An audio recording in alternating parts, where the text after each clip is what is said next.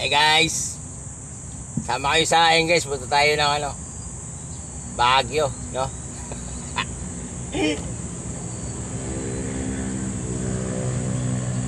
Sa pagmamaneho guys, no, pag-drive.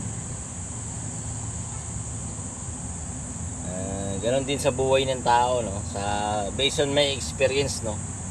Sa nakikita ko, para rin siyang sasakyan. Ikaw yung magmamaneho ng buhay mo, no?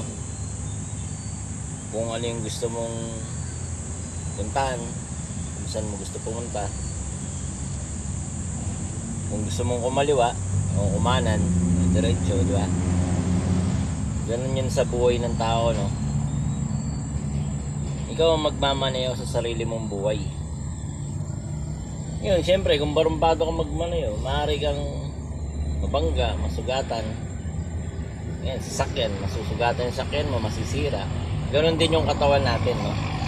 Ang nagmamaneho kasi ng katawan natin, yung isip natin, no? Yung, kung hindi maganda yung isip natin, maaari tayong masugatan, mapilayan, mabalian. Ganon yun. Diba? Kasi ikaw nga yung driver ng sarili mong buhay. Ikaw yung nagdi-drive.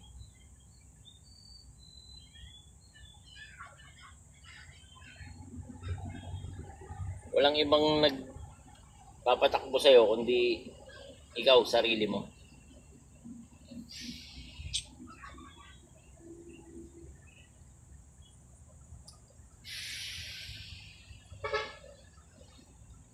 Yung para maging maganda yung pagpapatakbo mo, dapat ayusin mo yung isip mo, no?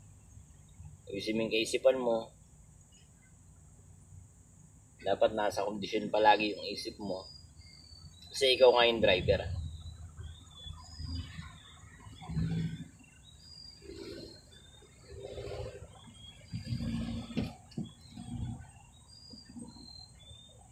Sid TV Vlogs yan, guys.